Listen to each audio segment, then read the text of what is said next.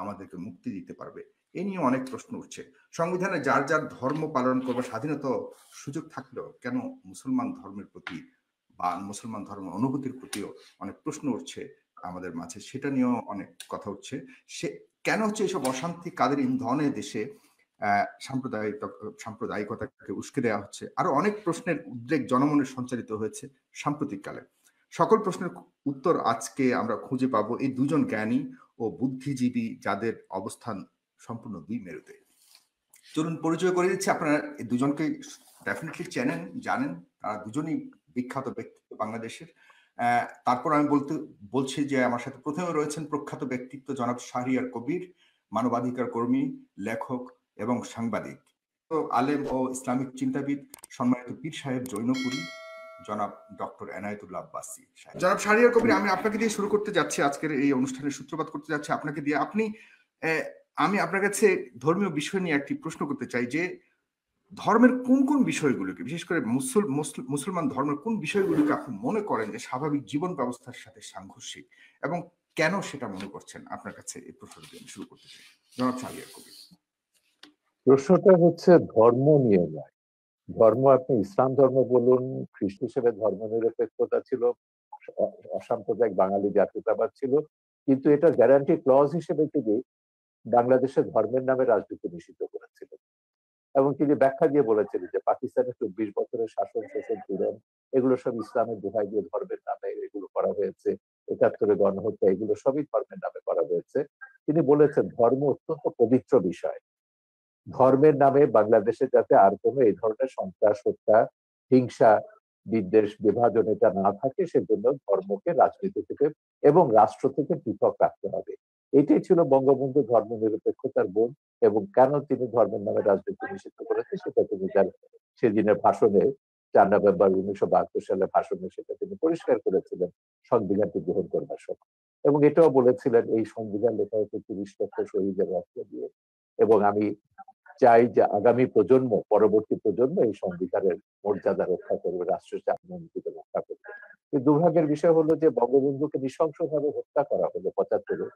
আমাদের বর্তমান যে চলমান আলেম সমাজের যে দৃষ্টিভঙ্গি, সেটাকে আপনি কিভাবে বিচার করছেন? এক কথা যদি বলেন তাহলে এরপরে আমি যাচ্ছি। আমি এদেরকে মোটেই আলেম সমাজ বলবো না। 1400 বছর আগের নাজিল হওয়া পবিত্র ধর্মগ্রন্থ অনুযায়ী চলতে চাওয়াটাকে কতটুকু যুক্তিযুক্ত মনে করেন, এবং অন্যকে চলার জন্য আহ্বান করাটাকে কতটুকু সাপোর্টিভ বা কতটুকু জাস্টিফাইড মনে করেন? সেই প্রশ্নটা আপনার কাছে রেখে যাচ্ছে, এবং যারা শাহরিয়ার কবির অনেক প্রশ্ন রেখে যাচ্ছে সেটা বলুন। আলহামদুলিল্লাহ ওয়াহদা والصلاة والسلام على محمد صلى الله عليه وسلم الذي من لا نبي بعده। ধন্যবাদ সাগর সাহেবকে, ধন্যবাদ আজকের সম্মানিত অতিথিকে, এবং দেশ ও দেশের বাইরে যারা আজকের প্রোগ্রামটি দেখছেন তাদের সকলকে। শাহরিয়ার কবির সাহেব তার বক্তব্যে বুঝালেন ইসলামের প্রতি তার যথেষ্ট শ্রদ্ধা আছে। এ থেকে স্পষ্ট বোঝা যায় যে ইসলাম সম্পর্কে তার শ্রদ্ধা থাকলেও ইসলাম সম্পর্কে তার মৌলিক জ্ঞান অভাব রয়েছে। তার প্রথমটি হচ্ছে যে ইসলামী রাজনীতির ক্ষেত্রে তিনি আবুল আলা মওদুদীকে টেনে আনলেন, অথচ বাংলাদেশের শতকরা 80 জন ওলামায়ে কেরামি আবুল আলা মওদুদীর বিরোধিতা করে থাকেন। আর সবচেয়ে বড় কথা, আবুল আলা মওদুদী ইসলামী রাজনীতির সূচনা উপমহাদেশে করেননি। উপমহাদেশে ইসলামী রাজনীতির সূচনা করেছেন শাহ ওলিউল্লাহ মুহাদ্দিস দেহলভী রহমতুল্লাহি আলাইহি, আবুল আলা মওদুদীরও কয়েক শত বছর আগে। পরবর্তীতে তার ধারাবাহিকতায় ওলামায়ে দেওবন্দের মাধ্যমে ইসলামী রাজনীতির প্রসার ও প্রচার ব্যাপকভাবে ঘটেছিল, এবং ওলামায়ে দেওবন্দ ইসলামী রাজনীতির চেতনাতে উদ্বুদ্ধ হয়েই ব্রিটিশ খেদা আন্দোলন করেছিল। সবচেয়ে দুঃখজনক বিষয়, আমাদের দেশের বুদ্ধিজীবীগণ ইসলামকে বিভিন্ন নামে অভিহিত করে থাকেন। কেউ বলেন রেডিক্যাল ইসলাম, কেউ বলেন মডারেট ইসলাম। ইসলামকে বিভক্ত করার কোনো অথরিটি কোনো মানুষের নেই। যদি কেউ ইসলামের লেবাস ধারণ করে ইসলামের অপব্যাখ্যা করে, সেটার দায় তার নিজের, সেটার দায় ইসলামের হবে না। দেখার বিষয় কোরআন সুন্নাতে রাষ্ট্র ব্যবস্থা বা রাজনীতির কথা আছে কিনা, সেটা দেখার বিষয়। তারপর আমরা দেখবো সেটার কে অপব্যাখ্যা করছে, কে সঠিক ব্যাখ্যা করছে। আল্লাহর হাবিব মুহাম্মদ সাল্লাল্লাহু আলাইহি ওয়াসাল্লাম 1000 বছর আগে আল্লাহর পক্ষ থেকে আমাদেরকে যে দ্বীন ইসলাম দিয়েছেন, সেটা নিছক প্রথা সর্বস্ব কোনো ধর্ম নয়, সেটা পূর্ণাঙ্গ জীবন বিধান। এবং সেই জীবন বিধানের মধ্যে আল্লাহ রাসূল সাল্লাল্লাহু আলাইহি সাল্লাম মুসলিম জীবন কি রকম হবে, তার ব্যক্তি জীবন, তার সমাজ জীবন, তার রাষ্ট্রীয় জীবন কি রকম হবে, তার সুস্পষ্ট ব্যাখ্যা আল্লাহর পক্ষ থেকে দিয়েছেন। কোরআন কারীমের মধ্যে আল্লাহ পাক স্পষ্ট বলেছেন, وعد الله الذين آمنوا منكم وعملوا الصالحات ليستخلفنهم في الأرض كما استخلف الذين من قبلهم وَلَيُمَكِّنَنَّ لَهُمْ دِينَهُمُ الَّذِي ارْتَضَىٰ لَهُمْ। সুস্পষ্টভাবে আয়াতে সকল মুফাসসির একমত। আল্লাহ পাক মুসলিম স্টেটে খেলাফত প্রতিষ্ঠার কথা বলেছেন। যারা ঈমানদার, নেক আমল করবে, আল্লাহ পাক তাদের সাথে ওয়াদাবদ্ধ। তারা যদি ঈমানের উপর অটল অবিচল থাকে, নেক আমল করে, আল্লাহ পাক তাদেরকে খেলাফতের দায়িত্ব দিবেন। আল্লাহ তাআলা সূরা হজ্জে বলেছেন, الذين إن مكناهم في الأرض أقاموا الصلاة وآتوا الزكاة وأمروا بالمعروف ونهوا عن المنكر ولله عاقبة الأمور। যদি আমি মুহাম্মদ সাল্লাল্লাহু আলাইহি সাল্লামের ঈমানদার উম্মতকে রাষ্ট্র ক্ষমতা দান করি, তারা রাষ্ট্রীয়ভাবে তারা নামাজ কায়েম করবে, যাকাত আদায় করবে, সৎ কাজে আদেশ করবে, অসৎ কাজে বাধা দিবে। এটা সুস্পষ্টভাবে ইসলামী রাষ্ট্র ব্যবস্থা ও রাজনীতির কথাই বলা হয়েছে কোরআন কারীমে। সহিহ মুসলিম, সৌদি আরবের ছাপ, 2445 নম্বর হাদিস। আল্লাহ রাসূল সাল্লাল্লাহু আলাইহি ওয়াসাল্লাম ইরশাদ করেছেন, কানা বানু ইসরাঈল তাসুসুহুমুল আম্বিয়া কুল্লামা হালাকা নাবিয়্যুন খালাফাহু নবী ওয়া ইন্নাহু লা নাবিয়্যা বা'দি ফাসায়াকুনু খুলাফা। বনী ইসরাইলের নবীগণ রাজনৈতিক নেতৃত্ব দিতেন। শুধু ইসলামে আল্লাহ রাজনীতি দিয়েছেন তা নয়, পূর্বের যত নবী এসেছেন বনী ইসরায়েলে, হযরত দাউদ, হযরত সুলাইমান। এই জন্য ওল্ড টেস্টামেন্ট বাইবেল, পুরনো বাইবেলে আমরা দেখতে পাই হযরত দাউদকে বলা হয়েছে কিং ডেভিড, কারণ তিনি রাজা ছিলেন, তিনি আল্লাহর বিধান মোতাবেক রাষ্ট্র পরিচালনা করতেন। বনী ইসরায়েলের নবীগণ রাজনৈতিক নেতৃত্ব দিতেন। যখন একজন নবী ইন্তেকাল করতেন, আরেকজন নবী সেই দায়িত্ব নিত। আল্লাহ রাসূল সাল্লাল্লাহু আলাইহি ওয়াসাল্লাম বলেছেন, কিন্তু আমি মুহাম্মদ সাল্লাল্লাহু আলাইহি সাল্লাম আল্লাহর সর্বশেষ নবী ও রাসূল, আমার পরে কোনো নবী নাই, কিয়ামত পর্যন্ত কোনো নবী আসবে না। আমার উম্মতের মধ্যে যারা খলিফা, তারা আমার উম্মতের রাজনৈতিক নেতৃত্ব দিবে। এভাবে কোরআন কারীমের অসংখ্য আয়াত এবং সহিহ হাদিস থেকে কথা সুস্পষ্টভাবে প্রমাণিত যে ইসলামী রাষ্ট্র ব্যবস্থা ও ইসলামী রাজনীতির সুস্পষ্ট কনসেপশন কোরআন ও হাদিসের মধ্যে আছে। এবং দ্বিতীয় যে কথাটি সম্মানিত অতিথি ভুল বলেছেন, তা হলো মওদুদি কি করেছে না করেছে এদেশের মূল ধারার ওলামায়ে কেরাম তার সাথে মোটেও একমত নয়, মোটেও তাদের কোনো সম্পর্ক নেই। কিন্তু মওদুদিকে ফলো করে অনেক অনেক বিশাল জনগোষ্ঠী রয়েছে, এটাও তো সত্য। জি জি, সেটাও আছে। সেটা আমি ওনার প্রসঙ্গটার জবাব দিচ্ছি আগে ওনার প্রসঙ্গটার জবাব দিচ্ছি। তার মানে এই নয় যে বাংলাদেশে যারা ইসলামী রাজনীতি করেন, ইসলামী আন্দোলন করছেন, ইসলামী শাসন ব্যবস্থা কায়েম করতে চাচ্ছেন, তারা মওদুদির অনুসারী। বিষয়টা নির্জন মিথ্যা ছাড়া আর কিছুই নয়, কিংবা তথ্য এবং সন্ত্রাস মওদুদির ছাড়া অনুসারী কিছুই নয়। হওয়াটাও কি একদম ইসলাম বিরোধী কিনা, সেটাও আপনি কিভাবে দেখেন? দেখুন, আমি সহ ওলামায়ে কেরাম এবং বাংলাদেশে যারা পীরি মুরিদের সাথে সম্পর্কিত, আমাদের সাথে আবুল আলা মওদুদির আকীদাগত যথেষ্ট পার্থক্য আছে। এখন মওদুদির অনুসারী যারা, বিষয়টা তাদেরকেই প্রশ্ন করা উচিত। আমাদের সাথে তো তাদের যথেষ্ট আকীদাগত এবং মুসলমানের মধ্যে এত তরিকাগত অনুসারী থাকবে কেন হুজুর? জি, এত হ্যাঁ, বিভক্ত থাকবে কেন? সেটা মুসলমানের পরে মধ্যে উত্তর দিচ্ছি। আমি উত্তরটা শেষ করছি।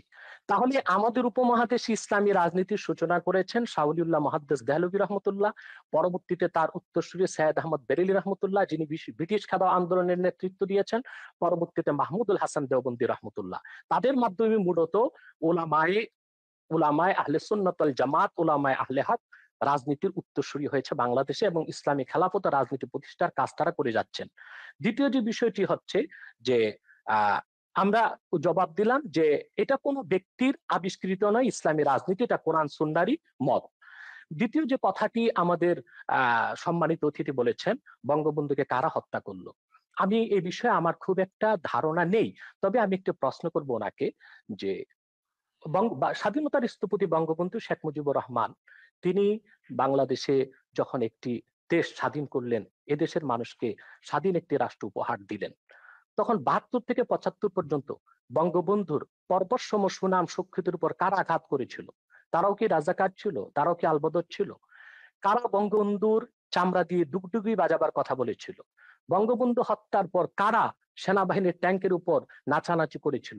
তাদেরকেও আমরা বাংলাদেশে মন্ত্রিত্ব দিয়েছি, তাদেরকে আমরা রাজনৈতিক ক্ষমতার ভাগ দিয়েছি, এবং বঙ্গবন্ধুকে যারা হত্যা করেছে তাদেরকে আমরা সুযোগ সুবিধা দিয়েছি। হতে পারে আলবদর, রাজাকার বা বিদেশি শক্তির ইন্ধন ছিল বঙ্গবন্ধু হত্যায়, কিন্তু যারা বাংলাদেশে খুব বেশি ধর্মনিরপেক্ষতার কথা বলে, বাংলাদেশকে একটি ডি ইসলামাইজেশন, ইসলাম মুক্ত একটি বাংলাদেশ গঠন করতে চায়, তারাও প্রত্যক্ষ এবং পরোক্ষভাবে বঙ্গবন্ধু হত্যায় জড়িত ছিল।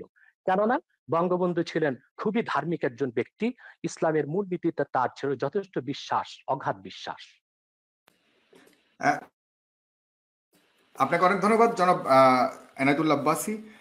হুজুর, আপনি অনেক সুন্দর কথা বলেছেন। শাহরিয়ার কবির, জনাব শাহরিয়ার কবির, আপনার কাছে আমি এই ওনার কথা ধরেই প্রশ্নটা করতে যাচ্ছি, এবং আপনিও বলেছেন যে আপত্তিটা শুধু ধর্ম নিয়ে রাজনীতি করাটা।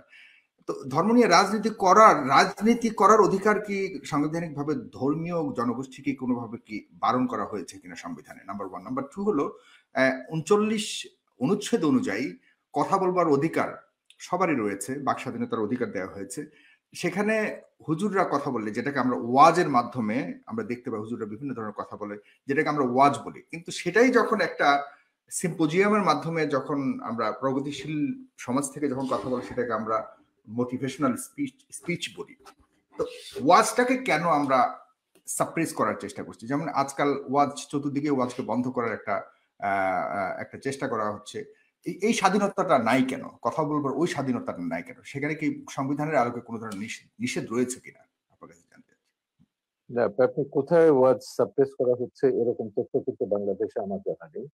ওয়াজের নামে অনেকগুলি ভিডিও আমি আপনাকে বলছি ওয়াজের নামে আপনি যদি সংবিধানের উপর আঘাত করেন, বাংলাদেশের মূল চেতনার উপর আঘাত করেন, যে কারণে বাংলাদেশ রাষ্ট্রটি তৈরি হয়েছে, যেটাকে আমরা মুক্তিযুদ্ধের চেতনা বলি, রাষ্ট্রের 4 মূলনীতিতে যেটা প্রতিফলিত হয়েছে, ওয়াজের নামে আপনি যদি ভিন্ন ধর্ম, ভিন্ন মত, ভিন্ন জীবনধারায় বিশ্বাসীদের প্রতি ঘৃণা, বিদ্বেষ প্রচার করেন, সন্ত্রাসী বক্তব্য রাখেন এবং প্রতিহিংসামূলক বক্তব্য রাখেন, তখনই সেটা আর ওয়াজ হয় না, সেটা একটা রাজনৈতিক হিসেবে মতলববাজিতে পরিণত হয়।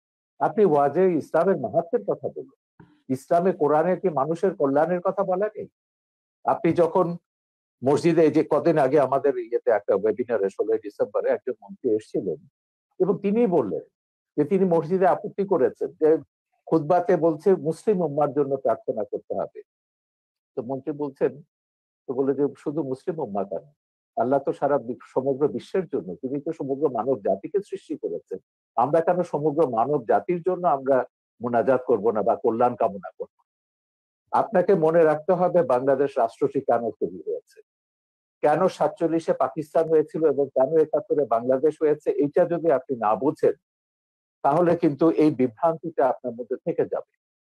পরিষ্কার কথা, মোহাম্মদ আলী জিন্নাহ পরিষ্কারভাবে বলেছিলেন ভারতবর্ষে মুসলমানরা একটা আলাদা জাতি এবং এদের আলাদা একটা ভূখণ্ড দরকার, এবং সেই ভূখণ্ডটি পাকিস্তান হবে। পাকিস্তান নামকরণও করা হয়েছিল এবং সেভাবে ব্রিটিশরা ষড়যন্ত্র করেই হোক, জিন্নাহর কথা মতোই হোক, ভারতবর্ষকে দুভাগ করে পাকিস্তান এবং ভারত দুটো রাষ্ট্র বানিয়েছে।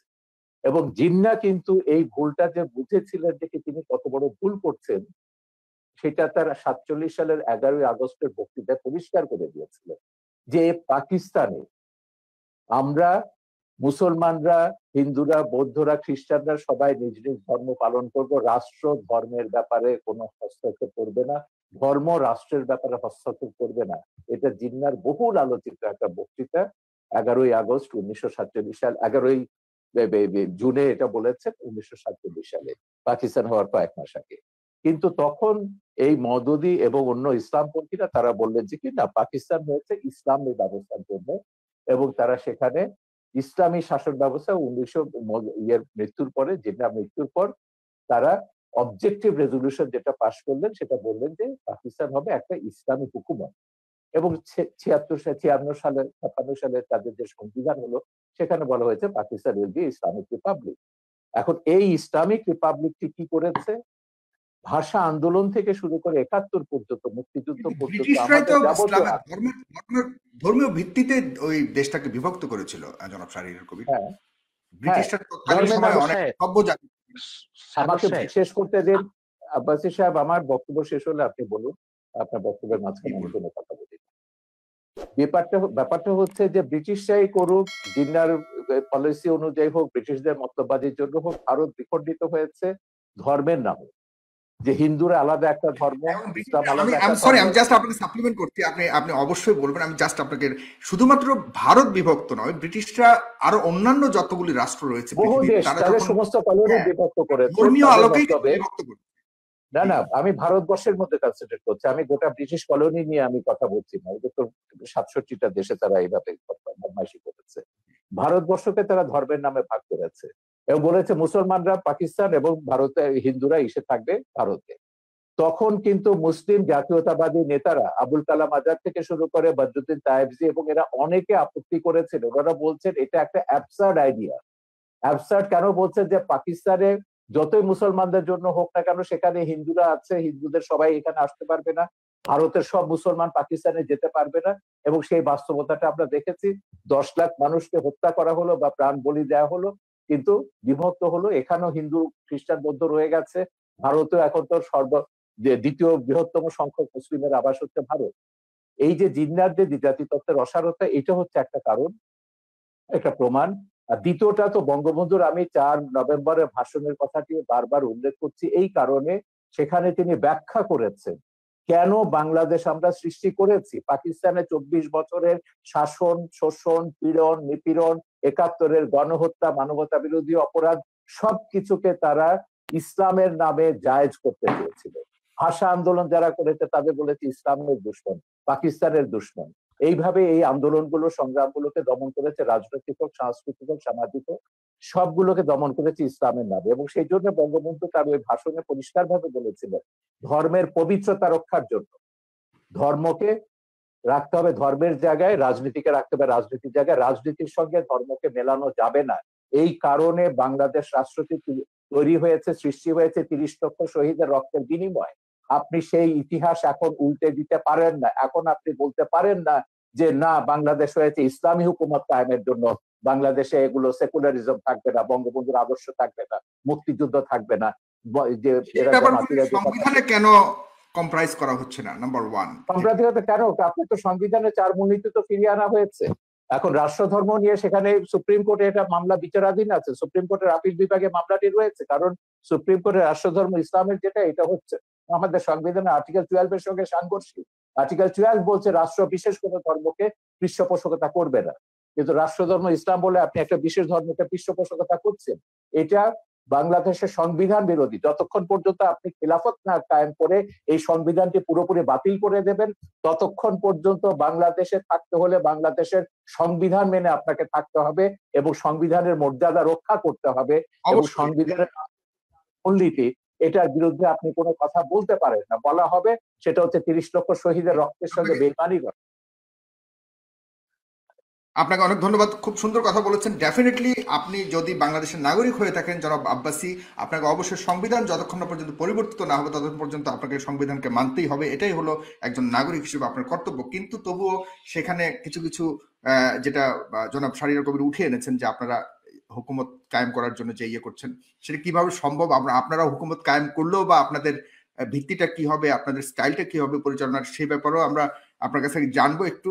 তবে এর আগে যেটা বলেছেন শাহরিয়ার কবির, এটা আমারও একটা প্রশ্ন, যে আপনারা যখন দোয়া চান, শুধুমাত্র মুসলিম উম্মার জন্য কেন দোয়া চান? কেন সমগ্র জাতির জন্য দোয়া চান না? কারণ আল্লাহর তৈরি সব জাতি, আই মিন পুরো বিশ্ব, তাহলে কেন অন্যরা বঞ্চিত হবে আপনাদের দোয়ার থেকে? এটাও আপনি বলবেন। পাশাপাশি আপনি ভাস্কর্য নিয়ে, যে বাঘা যতীনের ভাস্কর্য ভাঙা হয়েছে, সেখানেও ইঙ্গিত করা হচ্ছে যারা আপনার মুসলমান ধর্মাবলম্বী, তাদেরকে ইঙ্গিত করা হচ্ছে। এবং জনাব শাহরিয়ার কবি, আপনার কাছে আমি এই প্রশ্নটা করে যাচ্ছি, ভাস্কর্য নিয়ে যে ইস্যুটা ইয়ে হয়েছে, আপনি অবশ্যই পরবর্তী সময় আপনি বলবেন। সেখানে আবার দেখা যাচ্ছে যে আওয়ামী সমর্থিত কয়েকজন আওয়ামী নেতাকেও গ্রেফতার করা হয়েছে সন্দেহজনকভাবে। সেখানে আমরা বুঝতে পারছি অনেকে এটা বলতে চাচ্ছে যে শুধুমাত্র একটা প্রি প্ল্যান্ড একটা ঘটনা ঘটিয়ে এই আমাদের আলেম সমাজকে আপনার আটকানোর জন্য, বা আলেম সমাজকে নিন্দা করানোর জন্য, আলেম সমাজকে দোষারোপ করার জন্য এই অপচেষ্টা করা হচ্ছে। এটাকে আপনি কিভাবে দেখেন? আমি ডক্টর এনায়েতুল্লাহ আব্বাসী আপনার কাছে যাচ্ছি। ধন্যবাদ সাগর সাহেব। প্রথম কথা হচ্ছে, আমাদের শাহরিয়ার কবির সাহেব যে কথা বলেছেন যে দেশ বিভক্তি নিয়ে প্রশ্ন এসেছে, যে জিন্নাহ ভুল করেছিল ধর্মের ভিত্তিতে দেশ ভাগের তত্ত্ব দিয়ে।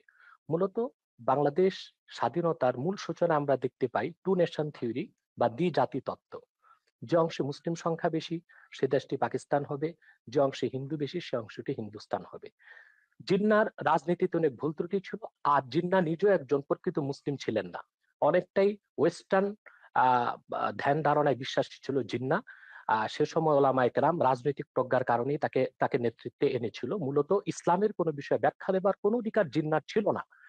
তো জিন্নার কোনো ভুল বক্তব্যকে আমরা সমর্থন করি না। ভাষা আন্দোলনে জিন্না যে কাজ করেছিলেন সেটা ইসলামের পক্ষে কোনো কাজ করেনি, সব ভাষাই আল্লাহ তাআলা সৃষ্টি, অতএব বাংলা ভাষার বিরোধিতা করে জিন্না চরম ভুল করেছিলেন। সে যাই হোক, দ্বিজাতি তত্ত্বের ভিত্তিতে দেশ ভাগ হয়েছে, বাংলাদেশে মুসলিম সংখ্যা বেশি ছিল বলে এটা পাকিস্তানের অংশ হয়েছে, এবং পাকিস্তানি যে জুলুম নির্যাতন নিপীড়নের কারণে বঙ্গবন্ধুর নেতৃত্বে ৭১ সালে বাংলাদেশ স্বাধীন হয়েছে। যদি এটা ভারতের অংশ হতো তাহলে ভারতে কোনোদিনও বাংলাদেশ স্বাধীন হতো বলে বিশ্বাস করা যায় না। আর যদি অখণ্ড ভারতের তত্ত্বে আমরা বিশ্বাস করি তাহলে সেক্ষেত্রে মুসলমান কতটুকু লাভবান হতো তা দেখতে হলে চাক্ষুষ আমরা ভারতকে দেখতে পাই। সেখানে দ্বিতীয় বৃহত্তম মুসলিম জাতি থাকার পরও সেখানে চাকরি বাকরিতে মুসলমান কোনো সুবিধা পাচ্ছে না। ভারতকে ধর্মনিরপেক্ষ রাষ্ট্র বলা হয়, কিন্তু তাদের ধর্মনিরপেক্ষতা হচ্ছে ওই যে কাজীর বলদ কিতাবে, বাস্তবে নেই সেই অবস্থা। ধর্মনিরপেক্ষতার নামে উগ্র হিন্দুত্ববাদকে তারা চাপিয়ে দিয়েছে, বাবরি মসজিদকে ভেঙ্গে খান খান করে দিয়েছে। সেখানে কংগ্রেস যারা ধর্মনিরপেক্ষতার কথা বলে থাকে তারাও বাবরি মসজিদের স্থানে রাম মন্দির নির্মাণের জন্য 11টি রূপার ইট পাঠিয়েছে। অতএব যদি অখণ্ড ভারতের সূত্রে আমরা বিশ্বাসী হতাম আমরা খুব লাভবান হতাম না, এবং বাংলাদেশ স্বাধীন হবার কোনো সম্ভাবনাই থাকতো না। টুনিশন থিওরি বা দ্বিজাতি তত্ত্বের ভিত্তিতে দেশ বিভক্ত হয়েছে বলেই আজকে আমরা চূড়ান্ত ভাবে একটি স্বাধীন বাংলাদেশ, একটি রাষ্ট্র পেয়েছি। তৃতীয় যে কথা আপনি বলেছেন যে খেলাফত প্রতিষ্ঠিত হওয়ার আগ পর্যন্ত এমন কোনো কাজ করা যাবে না যেটা সংবিধানের বিরুদ্ধে যায়। আমাদের সংবিধানে, কারণ ধর্মনিরপেক্ষতা একটি বিষয় আছে, সেকুলারিজম। সেকুলারিজম বলতে আমরা কি বুঝি আসলে? সেকুলারিজমের ব্যাখ্যা অক্সফোর্ড ডিকশনারিতে এসেছে যে secularism is the belief that religion should not be involved in organisation of society education. Secularism এমন একটি জিনিস যেটা রাষ্ট্রের কোনো সংস্থা, শিক্ষা বা রাষ্ট্রের কোনো জরুরি কোনো সংস্থা, কোনো ডিপার্টমেন্টে এর কোনো সংশ্লিষ্টতা থাকবে না। এটা একটি অসম্ভব বিষয়। বাংলাদেশও ধর্ম মন্ত্রণালয় আছে, অতএব এটি একটি রাষ্ট্রীয় সংস্থা। সেখানে ইসলাম ধর্মের পক্ষে কাজ করা হচ্ছে, অন্যান্য ধর্মের অধিকারও সংরক্ষণ করা হচ্ছে। শিক্ষা ব্যবস্থা আমাদের দেশে কম করে হলেও ইসলামী অনেক কিছু আছে। অতএব একেবারেই প্রিন্সিপাল কনসেপশন অফ সেকুলারিজম, ধর্মনিরপেক্ষতার মূল সূত্রে গেলে ধর্মের কোনো অস্তিত্ব কোথাও রাখা যাবে না, সামাজিক জীবনেও না, রাষ্ট্রীয় জীবনেও না। দ্বিতীয়ত, ধন্যবাদ শাহরিয়ার কবির সাহেবকে যিনি খেলাফত ব্যবস্থাকে স্বীকার করেছেন। আলহামদুলিল্লাহ, খেলাফত প্রতিষ্ঠিত হবার আগ পর্যন্ত খেলাফত প্রতিষ্ঠার জন্য কাজ করা যাবে না, এটা গণতন্ত্রের কনসেপশনের সম্পূর্ণ বিপক্ষে যায়। কারণ আমার গণতন্ত্রের কনসেপশনস এর মধ্যে আছে বাক স্বাধীনতা, রয়েছে নিজস্ব আদর্শের লালন প্রচার প্রসার। অতএব প্রতিটি মুসলমান ইসলামের মৌলিক নীতিতে বিশ্বাসী, তারা ইসলামী রাষ্ট্র ব্যবস্থা খেলাফতকে বিশ্বাস করে। অতএব তার প্রচার ও প্রসারের জন্য তারা আন্দোলন করতে পারে, রাজনীতি করতে পারে, ওয়াজ মাহফিলের মধ্যে তারা কোরআন সুন্নাহ ভিত্তিক ইসলামী রাষ্ট্র ব্যবস্থার কথা তুলে ধরতে পারেন। এটা প্রতিটি মুসলিমের গণতান্ত্রিক অধিকার।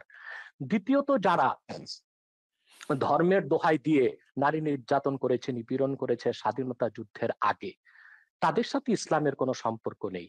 এইরকম ব্যক্তি যাদের সাথে ইসলামের সম্পর্ক নেই, ইসলামের পরিচয় দেয়, তাদেরকে ইসলাম একটি পারিভাষিক নাম দিয়েছে মোনাফেক। এবং মোনাফেকের ব্যাপার আল্লাহ তাআলা বলেছেন ইন্নাল মুনাফিকিনা ফিদ দারকিল আসফালি মিনান নার, মোনাফেকরা জাহান্নামের সর্বনিকৃষ্ট স্তরে থাকবে। যাদের সাথে ইসলামের কোনো সম্পর্ক নেই কিন্তু ইসলামের পরিচয় দিচ্ছে তারা মোনাফেক, তাদের দায় ইসলাম গ্রহণ করবে না। কিন্তু বড় দুঃখজনক, বঙ্গবন্ধু যে স্বপ্ন নিয়ে দেশ স্বাধীন করেছে, যে দেশটিতে নির্যাতন থাকবে না, নিপীড়ন থাকবে না, দুর্নীতি থাকবে না, সন্ত্রাস থাকবে না, সংখ্যালঘুদের উপর আঘাত করা হবে না, স্বাধীনতার পরে সে বাংলাদেশে আমরা দেখতে পেয়েছি অসংখ্য আহ আহ ধর্ষণ হচ্ছে। বাংলাদেশে এখন গণধর্ষণে পরিণত হয়ে গিয়েছে ধর্ষণ। তারপরে যারা বৈপ্লবিক সমাজতন্ত্রে বিশ্বাসী মাওবাদী, তারা বাংলাদেশে তাদের বৈপ্লবিক সমাজতন্ত্র প্রতিষ্ঠা করতে যে কত মানুষকে হত্যা করেছে সর্বহারা সমাজতান্ত্রিকরা, তার কোনো হিসাব মনে হয় গোয়েন্দা সংস্থার কাছেও নেই, সেটার দায়িত্ব সমাজতন্ত্রকে দেওয়া হয় না, সেটার দায়িত্ব গণতন্ত্রকে দেওয়া হয় না, সেটার দায়িত্ব সেকুলারিজমকে দেওয়া হয় না, তাহলে ইসলামের লেবাস ধারণ করে ইসলামের নাম ব্যবহার করে যারা অনইসলামিক কাজ করবে সেটার দায় ইসলামের উপর আসবে কেন? সেজন্য ইসলামী রাষ্ট্র ব্যবস্থার বিরোধিতা করা হবে কেন? তৃতীয় যে বিষয়টি সম্মানিত অতিথি শাহরিয়ার কবির সাহেব বলেছেন যে সংবিধানের বিরোধিতা করা যাবে না। জনগণের জন্য সংবিধান, সংবিধানের জন্য তো জনগণ নয়, জনগণের স্বার্থে বৃহৎ জনগোষ্ঠীর মতামতের ভিত্তিতে সংবিধান পরিবর্তন হতে পারে। যেমন আমাদের সংবিধানের মধ্যে মৌলিক অধিকার ৩য় ভাগের মধ্যে একটি কথা লেখা আছে, রাষ্ট্র ও গণজীবনের সর্বস্তরে নারী পুরুষের সমান অধিকার লাভ করবে। আমরা কি এটা করতে পেরেছি বা এটা করা কি আদৌ সম্ভব হচ্ছে? যেখানে গণতন্ত্রের প্রসূতি বলা হয় যুক্তরাষ্ট্রকে, সে দেশটিও কি পেরেছে ধর্মনিরপেক্ষতার ভিত্তিতে সে দেশটিকে সাথে? মার্কিন যুক্তরাষ্ট্রের সংবিধানে লিখিত আছে কোন নন খ্রিস্টান যুক্তরাষ্ট্রের প্রেসিডেন্ট হতে পারবে না। এটা কি সাম্প্রদায়িকতা নয়? এটা কি ধর্মনিরপেক্ষতার মূলনীতির বিপক্ষে নয়? সে দেশের মধ্যে আরো সাংবিধানিক নিয়ম হচ্ছে যুক্তরাষ্ট্রের প্রেসিডেন্ট যখন শপথ নেবেন বাইবেলে হাত রেখে শপথ নেবেন। এটি কি সাম্প্রদায়িকতার বিরোধী নয়? এবং এটা কি ধর্মনিরপেক্ষতার কনসেপশনের বিপক্ষে যায় না? ধর্মনিরপেক্ষতার যে তত্ত্ব পৃথিবীব্যাপী ছড়ানো হয়েছে তার একমাত্র উদ্দেশ্য হচ্ছে ইসলামের রাজনৈতিক উত্থানকে ঠেকানো, যা আমরা দেখতে পাই পূর্বের একটি ভার্চুয়াল কনফারেন্সে আমি বলেছিলাম ডক্টর হ্যান্টিংটনের দ্য ক্ল্যাশ অফ সিভিলাইজেশনে যে কথাটি স্পষ্ট হয়ে গিয়েছে। সে সেখানে লিখেছে ৫৭টি মুসলিম রাষ্ট্রের রাজনৈতিক ইসলামী রাজনৈতিক উত্থানকে ঠেকাতে হলে ধর্মনিরপেক্ষতাকে চাপিয়ে দিতে হবে।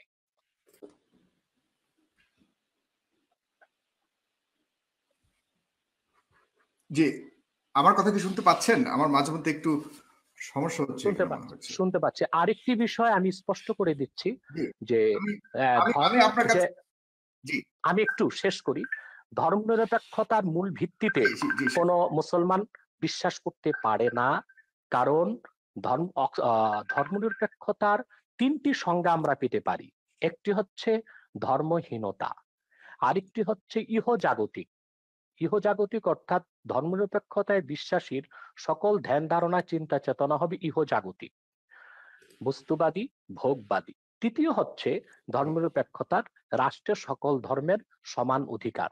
আমার দৃষ্টিতে খেলাফত প্রতিষ্ঠিত হলেই অন্য সকল ধর্মের লোক তার ধর্মীয় অধিকার পূর্ণ মাত্রায় ভোগ করতে পারবে।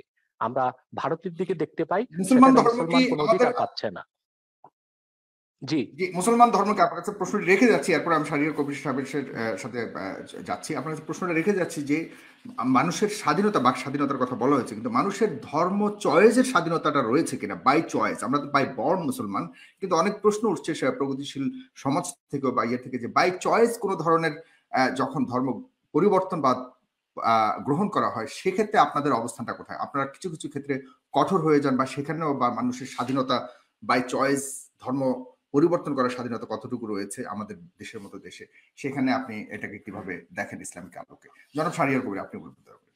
না, যেটা বলছেন উনি ধর্মনিরপেক্ষতা নিয়ে, হ্যাঁ, ধর্মনিরপেক্ষতার অনেকগুলো সংজ্ঞা আছে।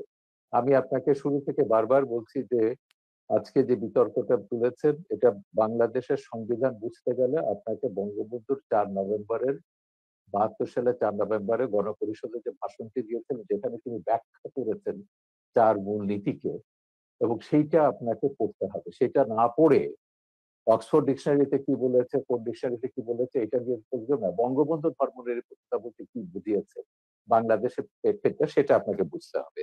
প্রথমত আমি এটা আমার বহু লেখাতে বলেছি ইসলামীয় রাজনৈতিক উদ্দেশ্য কি, এবং এটা তো বলে গেছেন। জি, আপনি বলুন। জি, প্রথম কথা হচ্ছে তিনি একটি কথা স্বীকার করেছেন, ধর্মহীনতা বা সেকুলারিস্টের অর্থ জাগতিক, এই অর্থে বঙ্গবন্ধু বাংলাদেশে ধর্মনিরপেক্ষতা চাননি। যেহেতু ধর্মনিরপেক্ষতার আবিষ্কার কখন থেকে, এই তত্ত্বটা পৃথিবীকে কে দিল? এখানে স্পষ্ট ইতিহাসের মধ্যে আছে, secularism was first used by the British writer George Holyoake in 1851। 1851 সালে ব্রিটিশ লেখক তিনি জর্জ হলিওক তিনি প্রথম ধর্মনিরপেক্ষতার তত্ত্ব আবিষ্কার করেছেন। এখন সেই তত্ত্ব অনুযায়ী যদি বঙ্গবন্ধু ধর্মনিরপেক্ষতা না ধর্মহীনতা হয় কিংবা ইহজাগতিক একটিও না হয়, তাহলে তো ধর্মনিরপেক্ষতার সংজ্ঞাটি বদলে দেওয়া উচিত। যেহেতু তিনি বলে ধর্মনিরপেক্ষতার দিয়েছেন তো, তিনি সেকুলারিজম আর তাহলে সংবিধানও ধর্মনিরপেক্ষতা এই নামটি না থাকা উচিত, সেটার ভিন্ন একটি নাম হওয়া উচিত। আমি শেষ করি, একটু শেষ করি। যেহেতু বঙ্গবন্ধুর ধর্মনিরপেক্ষতার তত্ত্ব যারা আবিষ্কার করেছে তাদের সাথে মোটেও মিল নেই, অতএব সেই ধর্মনিরপেক্ষতা নামটি পরিবর্তন করে দিলে আমাদের দেশের সংঘাত কিংবা ইসলামী চিন্তাবিদদের সাথে জেনারেল শিক্ষিত দ্বন্দ্ব অনেকটাই কমে যায় এবং চিন্তার বিনিময় হয় ও বুঝার ক্ষেত্রে খুব সুবিধা হয়ে থাকে। দ্বিতীয় যে কথাটি শাহরিয়ার কবির সাহেব বলেছেন যে বারবার তিনি পাকিস্তানের প্রসঙ্গ আর মওদুদির প্রসঙ্গ টেনে আনেন। পাকিস্তান আমাদের কোন আদর্শ নয়, বা আবুল আলা মওদুদিও চিন্তা চেতনা বা ইসলামের সংজ্ঞা নেবার ক্ষেত্রে কোনো ধরনের আমাদের মডেল নয়, আদর্শ নয়।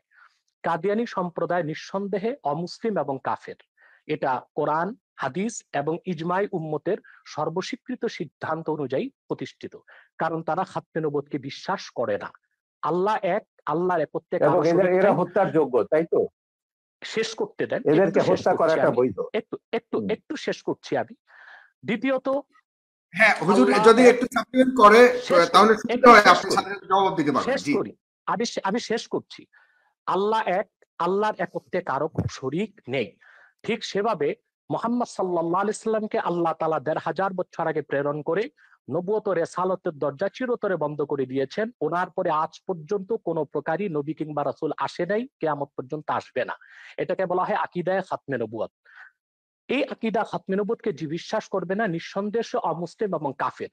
সেজন্য কাদিয়ানী সম্প্রদায় অমুসলিম এবং কাফের, এটা ৫৭টি মুসলিম রাষ্ট্রের অধিকাংশ মুসলিম রাষ্ট্রে সংসদীয়ভাবে বিল পাশ করে ঘোষণা করা হয়েছে। দুঃখজনক আমাদের বাংলাদেশে এখনই হয়নি, কারণ বাংলাদেশে কাদিয়ানীদের পক্ষাবলম্বন করার জন্য প্রচুর বুদ্ধিজীবী নামের বুদ্ধি প্রতিবন্ধী আছে।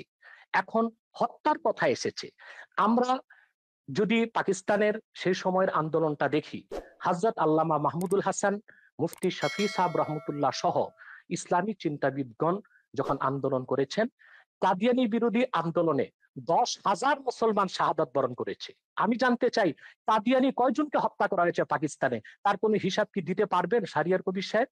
অথচ কাদিয়ানীদেরকে অমুসলিম ঘোষণার দাবি আদায় করতে যে পাকিস্তানে ১০,০০০ মুসলমান শাহাদাত বরণ করেছে, কারণ চরম সেকুলারির ধর্মনিরপেক্ষ ভুট্টো মুসলমানদের বিপক্ষে অবস্থান নিয়েছিল। ১০,০০০ মুসলমানের রক্তের বিনিময়ে কাদিয়ানীদেরকে রাষ্ট্রীয়ভাবে পাকিস্তান সরকার অমুসলিম ঘোষণা করেছিল। তৃতীয় যে বিষয়, ইসলামের সংজ্ঞা কোন বুদ্ধিজীবী কি দিল সেটা পরের কথা।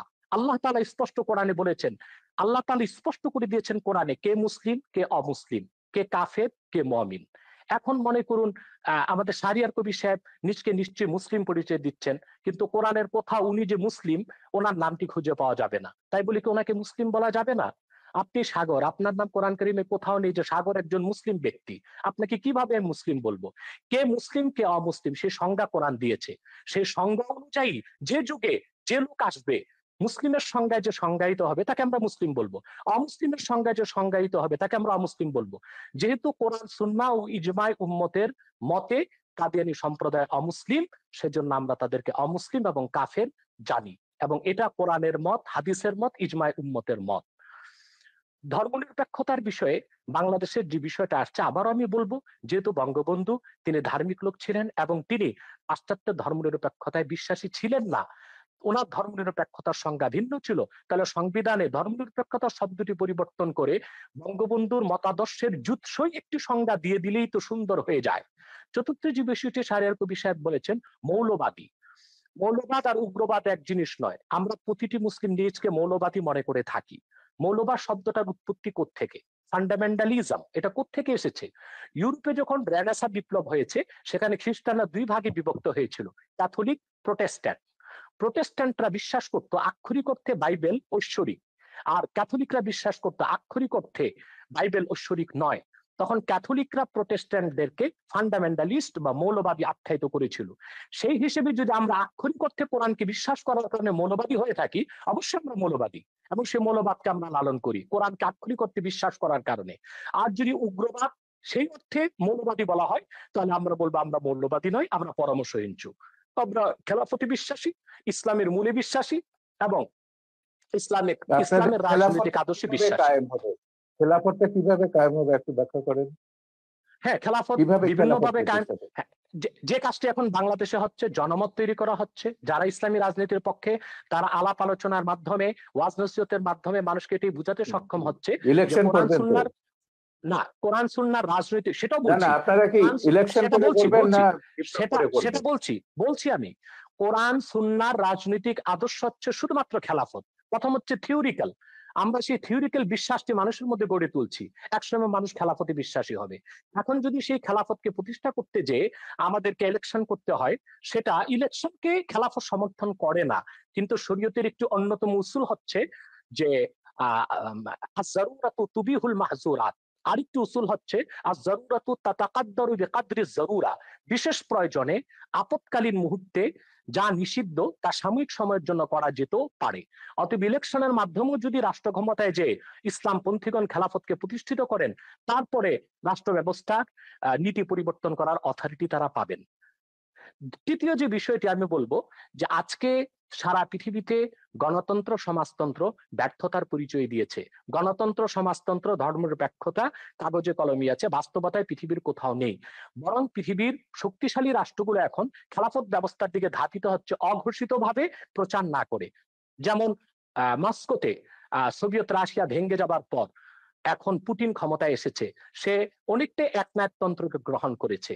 সেখানে গণতন্ত্রের দোহাই দিয়ে দীর্ঘমেয়াদী ক্ষমতায় সে আছে, অর্থাৎ একজন ব্যক্তিকে রাষ্ট্র পরিচালনায় তারা পছন্দ করে নিয়েছে, যেটা অনেকটা খেলাফতের কনসেপ্টের সাথে মিলে যায়। চায়নাতে প্রধানমন্ত্রীকে আজীবন ক্ষমতা তারা দিয়েছে, সেটাও খেলাফতের সাথে অনেকটা সাদৃশ্য অবলম্বন করে। মূলত খেলাফত ব্যবস্থার মাধ্যমেই একটি কল্যাণময় রাষ্ট্র হতে পারে, এমন একটি রাষ্ট্র হতে পারে যেখানে ইসলামের সমান অধিকার সংরক্ষিত হতে পারে, পাশাপাশি অন্যান্য ধর্ম সমান অধিকার লাভ করতে পারে। খেলাফত 1300 বছর পৃথিবীকে নেতৃত্ব দিয়েছে। সেই খোলাফায়ে রাশিদিন, তাদের পরে খেলাফতে বানি উমাইয়া, খেলাফতে বানি আব্বাস এবং অটোমান সাম্রাজ্য, যেটাকে বলা হয় খেলাফতে উসমানিয়া, 1924 সাল পর্যন্ত বিশ্বকে নেতৃত্ব দিয়েছে। এমন কোন ইতিহাস পৃথিবীর কোথাও খুঁজে পাওয়া যাবে না তখন অন্য ধর্মের উপর নির্যাতন নিপীড়ন হয়েছে, অন্য ধর্মের মানুষের অধিকারকে ক্ষুণ্ণ করা হয়েছে। বাদশাহ আকবর যখন দ্বীন এলাহিকে প্রতিষ্ঠিত করেছিল ভারতে, পরবর্তীতে তার নাতি বাদশাহ আলমগীর যখন খেলাফতের অনেকটা কনসেপ্ট গ্রহণ করেছিল, ইসলামী শরিয়া ব্যবস্থাকে চালু করেছিল, বিধিবদ্ধ ইসলামের সংবিধান ফাতাওয়া হিন্দিয়া বা ফাতোয়া আলমগীরি সংকলন করেছিলেন, তখন ভারতে কোথাও কোন একটি হিন্দু মন্দিরের উপর আঘাত করা হয়নি, হিন্দুদের কোনো উপাসনালয়, কোনো ধর্মস্থানে আঘাত করা হয়নি। হিন্দুরা অত্যন্ত অবলীলায় এবং সুন্দরভাবে তাদের ধর্ম পালনের সুযোগ পেয়েছে। অথবা খেলাফত রাষ্ট্র প্রতিষ্ঠিত হলেই অন্য ধর্মের মানুষ আর ধর্মীয় অধিকার পালন করতে পারে এবং সুযোগ সুবিধা গ্রহণ করতে পারে, এবং পৃথিবীকে একদিন আবার ফিরে আসতে হবে খেলাফতের দিকেই, এবং মুসলিম বিশ্বগুলো আবার খেলাফতের দিকে ফিরে আসবে। জেএমবি যখন বাংলাদেশে সিরিজ বোমা হামলা করেছে, কওমি মাদ্রাসাগুলো মাঠে ঘাটে আন্দোলন হামলা করা হয়েছিল, তখন আমরা দেখেছি দায় দেওয়া হয়েছিল মাদ্রাসা ছাত্রদের। কিন্তু রমনা বটমূলে বোমা হামলার 1 ঘন্টা পরই আমরা দেখেছি বামপন্থী কিছু সংগঠন ব্যানার নিয়ে আলেম ওলামার বিরুদ্ধে মিছিল বের করেছে। তারা কি করে জানতো যে 1 ঘন্টা আগে রমনা বটমূলে বোমা হামলা হবে? নিশ্চয় ঘটনাটির সাথে তারা জড়িত ছিল। সন্ত্রাসী কর্মকাণ্ড করে দায় তারা আলেম ওলামা পীর মাশায়েখের উপর দেওয়ার চেষ্টা করেছে। আলেম ওলামা পীর মাশায়েখদের ইমেজকে, সম্মানকে ক্ষুণ্ণ করার জন্য, এবং বাংলাদেশে যেন ইসলামের রাজনৈতিক উত্থান না ঘটে সেটা ঠেকাবার জন্য। অতএব না জেনে তথ্য প্রমাণ আমি ছাড়া। যেটা হচ্ছে, আপনি আহমেদ শফির কথা বললেন, আপনি একটু মন্তব্য করুন। এই আহমেদ শফি 2013 সালের 15ই ফেব্রুয়ারি সমস্ত তথাকথিত ইসলামিক পত্রিকাগুলোতে, জামাতের এবং তাদের সহযোগীদের পত্রিকা, আধা পৃষ্ঠা একটা খোলা চিঠি লিখেছেন প্রধানমন্ত্রীকে।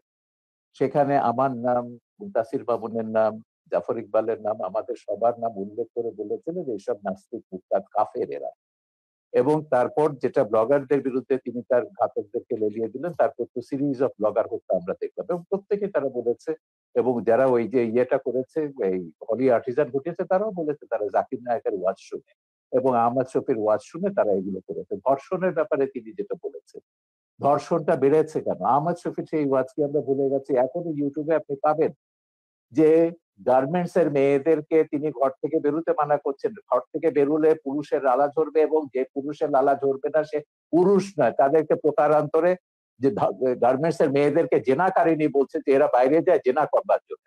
এবং আমার ওই ছবি তো ওখানে আছে, একজন এসে বলেছেন যে ইসলামী আইন অনুযায়ী তিনি প্রমাণ ছাড়া এমন কথা বলতে পারেন না, সেই অনুযায়ী তার ৮০টা দৌড়াপেক হবে। আমি সেইখানে যাচ্ছি না, আমার কথা হচ্ছে দিস ইজ বাংলাদেশ, এটা বাংলাদেশ। এখানে এখনো ইসলামী হুকুমত কায়েম হয়নি, এখনো কোরআনের আইন কায়েম হয়নি। বাংলাদেশ চলবে বঙ্গবন্ধু যে সংবিধান দিয়ে গেছেন সেই সংবিধান অনুযায়ী। যেদিন আপনারা খিলাফত কায়েম করবেন সেদিন আপনাদের কোরআনের আইন কায়েম করুন, আমাকে ১০০ বার আপনারা হত্যা করুন, তাতে কিছুই যায় আসে না। কিন্তু কথা হচ্ছে যতক্ষণ পর্যন্ত এটা বাংলাদেশ আছে ততক্ষণ পর্যন্ত বাংলাদেশের সংবিধানের মূলনীতি আপনাকে বিশ্বাস করতে হবে, আমার বাঙালিত্বের চেতনাকে বিশ্বাস করতে হবে। ধর্ম আমি ১০০ বার বদলাতে পারি, কিন্তু আমি কখনো আমার এথনিক আইডেন্টিটি, বাঙালি সত্তা, আপনিও এখন বাংলায় কথা বলছেন, আপনি নিজেও একজন ১০০০ বছর ধরে আপনার পূর্বপুরুষরা বাঙালি ছিল এবং ইসলাম গ্রহণ করবার আগে অন্য ধর্ম ছিল কিংবা কোনো ধর্ম ছিল না। ধর্ম আপনি বদলাতে পারেন, কিন্তু যেটা আপনি বদলাতে পারেন না সেটা হচ্ছে আপনার জাতিসত্তা, এথনিক আইডেন্টিটি। এথনিসিটি অনুযায়ী আমরা ৫০০০ বছরের একটা প্রাচীন জাতি, এই প্রাচীন জাতির আমাদের একটা সভ্যতা আছে, ঐতিহ্য আছে এবং সংবিধানেও এগুলো রক্ষার কথা দায়িত্ব রাষ্ট্রকে দেওয়া হয়েছে। আমাদের ঐতিহ্য এগুলো আমাদের রক্ষা করতে হবে, তারপরে আমরা যে যা ধর্ম পালন করব। কেউ যদি ধর্ম পালন না করে তারও এই দেশে থাকবার সমান অধিকার মর্যাদা দিতে হবে এবং আছে, সংবিধান অনুযায়ী সেটা আছে। আমার কথা হচ্ছে সহিষ্ণুতা প্রদর্শন করুন, সৌভ্রাতৃত্ব প্রদর্শন করুন, ইসলামকে কলঙ্কিত করবেন না, রাজনীতি টেনে এনে সন্ত্রাসকে বৈধতা দিয়ে ইসলামকে আপনারা দয়া করে কলঙ্কিত করবেন না। পশ্চিমারা একটা অজুহাত পেয়ে গেছে, ইসলাম ব্যাশিং একটা শব্দ পশ্চিমে, এবং তাদেরকে গিয়ে বোঝাতে হয় যে না আমাদের দেশে ইসলাম হচ্ছে এটা সুফিদের ইসলাম, এটা শান্তির ইসলাম, কিছু সংখ্যক বিপদগামী এগুলো আইএস আল কায়দার প্ররোচনায় তারা এগুলো করছে। কিন্তু এই কথাগুলো যখন আমরা ভিন্ন ধর্মকে যখন আক্রমণ করছি ওয়াজের নাম, ভিন্ন মতাবলম্বীদের যখন আক্রমণ করছি ওয়াজের নাম, এবং অশ্লীল কদর্য ভাষায় কথা বলা হচ্ছে, এবং তখন আপনি কি ধারণাটা দিচ্ছেন ইসলাম সম্পর্কে সেটা বলুন। এবং সেইটার যদি বদলা যদি ভারতের হিন্দু মৌলবাদীরা নেয় কিংবা বারবার বুদ্ধিস্ট মৌলবাদীরা নেয়, সেটার আপনি কি জবাব দেবেন? এই জন্য আমি বলি যে বিশ্বের ৫৭টা দেশে মুসলমানরা মেজরিটি, মাইনরিটির রেসপেক্ট করুন, সমান অধিকার মর্যাদা দিন, তাদেরকে ওইভাবে ফতোয়া দিয়ে তাদেরকে হত্যা বা আঘাত করবার ক্ষেত্র তৈরি করবেন না, তাদেরকে প্ররোচিত করবেন না কাউকে যে না শাহরিয়ার কবিরকে হত্যা করলে তুমি বেহেশতে যাবে। এটাই তো তৈরি করা হচ্ছে উন্মাদনা। ব্লগার হত্যার পেছনে এটাই ছিল যে ওকে খুন করতে পারলে, বাবাকে খুন করতে পারলে তুমি বেহেশতে যাবে। জি, আমি আপনার কাছে অনেকগুলি প্রশ্ন দর্শক সারি থেকে অনেকেই লিখেছেন, আমি সব প্রশ্ন করা সম্ভব নয়। প্রায় ৯,০০০ শেয়ার করেছেন, এখান থেকে প্রায় হাজার হাজার মন্তব্য এসছে। কেউ কেউ লিখেছেন, যেমন এম এ বাসিত আশরাফ, তিনি লিখেছেন পৃথিবীতে, শাহরিয়ার কবির সাহেবের কাছে প্রশ্ন করেছেন, পৃথিবীতে প্রথম মানবাধিকার এবং নারীদের সম অধিকারের প্রতিষ্ঠাতা কে? উনি কি জানেন পশ্চিমা বিশ্বের দার্শনিকেরা পৃথিবীর শ্রেষ্ঠ মানব দরদী মানুষ হিসেবে কাকে স্বীকৃতি দেয়? ডেফিনেটলি তিনি কাকে মিন করেছেন আপনি জানেন। সেক্ষেত্রে আপনার বক্তব্য জানতে চেয়েছে এই একজন লেখক। এরপরে রয়েছেন কাফায়েতুল্লাহ সাহেব, আপনার মুক্তিযুদ্ধের অবদান সম্পর্কে জানতে চেয়েছে। এরপরে লিখেছেন, বাংলাদেশের স্বাধীনতা আন্দোলনে যারা যুদ্ধ করেছে তারা কি সবাই স্বাধীনতা বুঝতো? তারা কি জেনে শুনে সবাই মুক্তিযুদ্ধে অংশগ্রহণ করেছে? তাহলে নাস্তিকের বিরুদ্ধে আন্দোলন করতে হলে সবাইকে জানতে হবে কেন? এই ধরনের অনেকগুলি প্রশ্ন করেছেন। মাওলানা ওমর ফারুক লিখেছেন, পারভেজ জুয়েল লিখেছেন, এমডি মাসুম লিখেছেন, শাহিদ আহমেদ লিখেছেন, অনেকেই লিখছেন, লিখে যাচ্ছেন। আপনারা লিখতে থাকুন, আমি সম্ভব হলে কিছু নেব। তবে এই পর্যায়ে অনুষ্ঠানের শেষ প্রান্তে চলে এসেছি, 2 মিনিট করে শুধুমাত্র আপনারা দুজন আবারও শেষ বক্তব্য দেবেন। এগুলো কিন্তু জামাতিদের একটা পরিকল্পিত ব্লগ আছে, যখনই আমি কোনো কথা বলি তার সাথে ১,০০০ ২,০০০ এগুলো ডিসলাইক আসবে এবং প্রশ্নগুলো করা হবে মুক্তিযুদ্ধ নিয়ে। এটা বলতে বলতে আমি ক্লান্ত হয়ে গেছি। আমার মুক্তিযুদ্ধের কি অবদান আছে, বাংলাদেশের স্বাধীনতা যুদ্ধের দলিলপত্রটা এটা আগাগোড়া পড়ুন, আমি বলে দেবো না কোন পৃষ্ঠা, আপনাকে পড়তে হবে। এই সুযোগে যদি মুক্তিযুদ্ধের ইতিহাসটা আপনাদের মাথায় ঢোকে, পড়ে দিন শাহরিয়ার কবির কি করেছে মুক্তিযুদ্ধে, সাংস্কৃতিক স্কোয়াডে কি অবদান ছিল সেখানে পাবেন। দ্বিতীয় কথা হচ্ছে মানবাধিকার কি। এখন মানুষের অধিকার মর্যাদা প্রত্যেককে বিশ্বাস করতে হবে। এই পৃথিবীতে আমি শুরুতেই বলেছি যে আমরা ৭০০ কোটি মানুষের মধ্যে 150 কোটি মুসলমান আছে, 150 কোটি হিন্দু আছে, 250 কোটি 250 কোটি খ্রিস্টান আছে, অন্য ধর্মাবলম্বী আছে, নাস্তিকও আছে। আমাদেরকে এই পৃথিবীটাকে বাসযোগ্য করতে হবে, এখানে বাঁচতে হবে সমান অধিকার মর্যাদাকে রেসপেক্ট করে। আমি শুধু এইটাই বলছি, আল্লাহ মানুষ সৃষ্টি করেছেন, আল্লাহ শুধু মুসলমান সৃষ্টি করেন। এইটুকু অন্তত শ্রদ্ধাবোধটা স্রষ্টার উপর আপনার কোনো ডিরেক্ট কোনো প্রশ্ন রয়েছে কিনা একদম সম্পূর্ণভাবে, যেটা আপনি জানেন যে ডক্টর? না না, আমার কোনো প্রশ্ন নেই, আমি তো পরিষ্কার আছি, আমার অবস্থান সম্পর্কে আমি তো পরিষ্কার আছি। যারা বিভ্রান্ত তাদেরকে বলবো যে মানুষকে মানুষ হিসেবে মর্যাদা দিতে শিখুন। আল্লাহ বিচার করবেন কিয়ামতের পরে, কে দোজখে যাবে, কে বেহেশতে যাবে, কে কত পাপ করেছে, গুনাহ করেছে দুনিয়াতে, সেটাকে দুনিয়াতে আপনাকে এই যে জাগতিক শাস্তির যেটা হচ্ছে ব্লাসফেমির যে কনসেপ্ট, এটা ইসলামের কনসেপ্ট না। কোরআনে কোথাও ব্লাসফেমির জাগতিক শাস্তির বিধান নেই। আল্লাহ নিজে শাস্তি দেবেন তাদেরকে, ব্লাসফেমার্সকে। এখন সেইটাকে আপনি ইহুদি খ্রিস্টান আইনের দিক থেকে এখানে ইমপ্লিমেন্ট করছেন, আল্লাহর অধিকার আপনি নিজের হাতে তুলে দিচ্ছেন। আমার কথা হচ্ছে, বাংলাদেশে তো অন্য ধর্মের মানুষ আছে, 57টা দেশে মুসলমানরা মেজরিটি। এখন আমি যদি এখানে মেজরিটি রুল চাপাই, অন্যান্য দেশগুলোতে যখন তারা তাদের মেজরিটি রুল চাপাবে, সেই সব দেশের মুসলমানদের নির্যাতনের দায়িত্ব, ভারত বলুন, শ্রীলঙ্কা বলুন, কিংবা মায়ানমারের মুসলমানদের নির্যাতনের দায়িত্ব কিন্তু আমাদের মোল্লাদেরকে নিতে হবে। তারা যখন হিন্দুদের উপর, বৌদ্ধদের উপর নির্যাতন করবেন, রামুর মতো ঘটনা ঘটাবেন, নাসিরনগরের মতো ঘটনা ঘটাবেন, বা 2001 সালে নির্বাচনের সময় তার মতো ঘটনা ঘটাবেন। তো সেইটাই আমরা বলছি, আমাদের এখানে সব ধর্মের মানুষ সমান অধিকার মর্যাদা নিয়ে বাস করবে। সব ধর্মের মানুষ মুক্তিযুদ্ধে অংশ নিয়েছে। মুক্তিযুদ্ধে আমাদের কি স্লোগান ছিল, মুজিবনগর সরকারের পোস্টার দেখুন, বক্তৃতা দেখুন, নীতি নির্ধারকরা কি বলেছেন, পরিষ্কার হয়ে গেছে। যুদ্ধের ভেতর দিয়ে আমাদেরকে আপনার কাছ থেকে জাস্ট 1 সেকেন্ড 5 সেকেন্ড ভাস্কর্য নিয়ে আপনার বক্তব্য শুনতে চাই, যেটা অতি সম্প্রতি অনেক আলোচিত হয়েছে। যখন আমি মিশরে, তখন আমি মিশরে ছিল, মুসলিম ব্রাদারহুড যখন এটা নিয়ে একটা বিতর্ক, সালাফিরা বিতর্ক তুলেছিল, স্ফিংস থাকতে পারবে না। স্ফিংস এটা পৌত্তলিকতা এবং ভাস্কর্যতা। সেখানে একটা সুভেনির বিক্রি করতে, একজন সুভেনির বিক্রি এবং বেশ লম্বা দাড়িওয়ালা, চোপা পরা, এই সাথে হুজুর টাইপের। আমি সুভেনি কিনতে বললাম, আমি তুমি ওহাবিরা সালাফিরা ওহাবি না, সালাফিরা সেখানে বলছে যে কি এটা তো হারাম বিষয়। বলে দেখো, এটা হচ্ছে আমাদের সংস্কৃতি। ধর্ম আর সংস্কৃতি এক জিনিস না। সংস্কৃতিটা হচ্ছে খ্রিস্টান মুসলমান নির্বিশেষে, এটা সবগুলো আমাদের সংস্কৃতির অন্তর্গত। সালাফিরা দাবি করেছিল, মুসলিম ব্রাদারহুড তখন ক্ষমতায় ছিল, তারা সেটা ভাঙেনি। তিনি যে বলছেন যেসব দেশ খেলাফতের দিকে যাচ্ছে, বিশেষ করে তুরস্কের কথা তিনি উল্লেখ করলেন, হ্যাঁ তুরস্ক খেলাফতের কথা বলছে, একটা ভাস্কর্য ভেঙেছে, উল্টো তারা নাকি এখন বঙ্গবন্ধুর ভাস্কর্য বসাবে আঙ্কারাতে। এই হচ্ছে ইসলাম, যেটা এরদোয়ান তুরস্কে করছে। তুরস্কে আমি হযরত জালালউদ্দিন রুমির বিশাল ভাস্কর্য দেখেছি, অন্যান্য ইসলামিক সুফিদের ভাস্কর্য দেখেছি, ইরানে আমি সুফিদের ভাস্কর্য দেখেছি। তো ভাস্কর্যের সঙ্গে ইসলামের বিরোধ আছে, যেটা বলেন এটা সম্পূর্ণ রাজনৈতিক পক্ষপাতী। ভাস্কর্য সভ্যতার অংশ, ইতিহাসের অংশ, ইতিহাসের মহানায়ক সেটা ইসলামিক স্কলার আছেন, অন্যান্য আছেন, স্কলাররা আছেন। মিশরে যান, ইসলামিক স্কলার কেন, বুদ্ধিজীবীদের দেখবেন, সঙ্গীতকারদের দেখবেন। উম্মে কুলসুম বিশাল আরব বিশ্বের সবচেয়ে পপুলার গায়িকা। এটা কি আপনি মনে করেন যে রাজনৈতিক কোন ঘৃণিত? এটা পুরো রাজনীতি, এর সঙ্গে ইসলামের কোন সম্পর্ক, একদম রাজনীতি।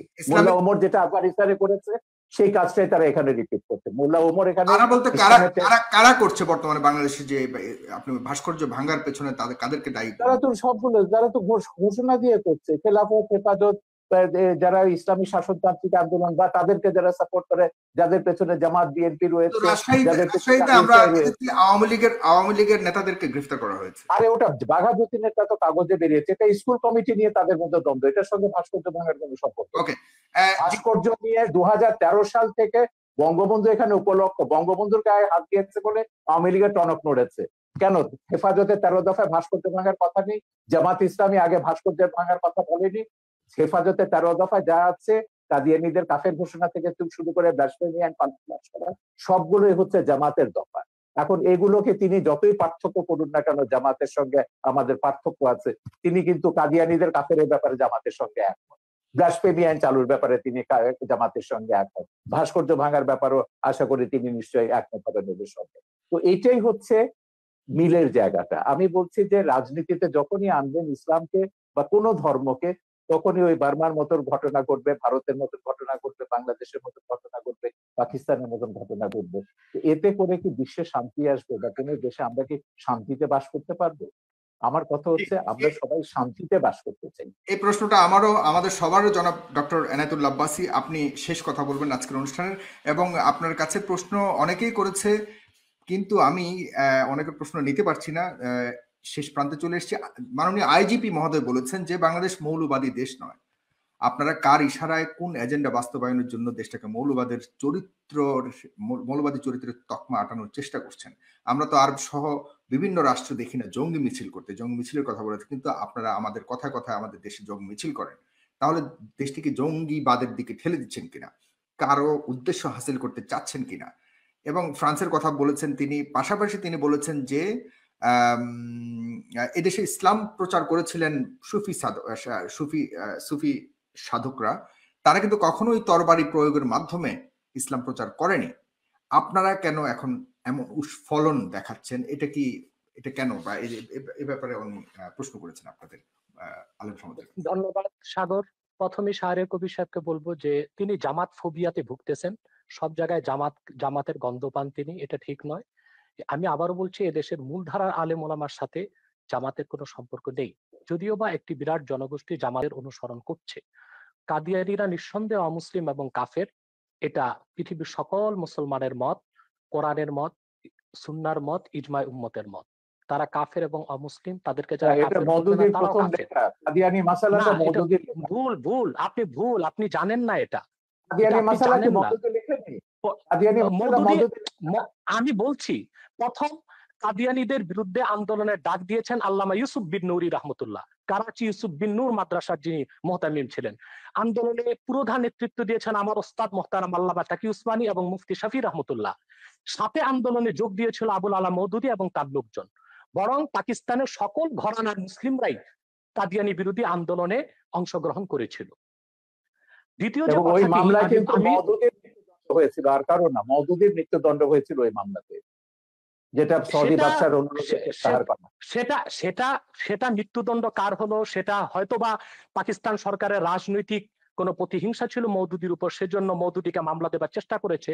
আর যেহেতু অন্যান্য নেতৃবৃন্দ রাজনীতিতে জড়িত ছিলেন না, তাদেরকে মামলা দেবার সুযোগ হয়নি, এটা একটি কারণ হতে পারে। দ্বিতীয় যে বিষয়টি বললেন, ব্লগারদের বিষয়। ব্লগারদেরকে কারা হত্যা করেছে তাদেরকে আপনারা দায়ী করলেন, কিন্তু ব্লগারদেরকে বাক স্বাধীনতার দোহাই দিয়ে, মুক্ত চিন্তা লালন করার দোহাই দিয়ে ইসলাম এবং ইসলামের মূলনীতির বিরুদ্ধে অকথ্য ভাষায় গালিগালাজ বিষোদগার তারা যে করলো, তখন রাষ্ট্রীয়ভাবে তাদেরকে কেন বাধা দেওয়া হয়নি? যদি তাদেরকে রাষ্ট্রীয়ভাবে বাধা দেওয়া হতো, ধর্মনিরপেক্ষতার যদি একটি সংজ্ঞা এটাও হয় সকল ধর্মের অধিকার রক্ষা করা, তাহলে আপনি ইসলামের অধিকার রক্ষা করবেন না? এটা কেমন ধর্মনিরপেক্ষতা আপনার? আপনার ব্লগারদেরকে হত্যার আগে কাউকে গ্রেফতার করা হয় নাই। যখন সরকার দেখেছে একটি ব্লগার বাংলাদেশে আর বেঁচে থাকবে না, তখন ব্লগারদের নিরাপত্তার জন্য তাদেরকে গ্রেফতার করা হয়েছে। কিন্তু যদি ব্লাসফেমি আইন বাংলাদেশে থাকতোই, তাহলে তো ব্লগারদের এই সুযোগ হতো না, তাহলে কারো তো হাতে অস্ত্র নেবার প্রয়োজন হতো না।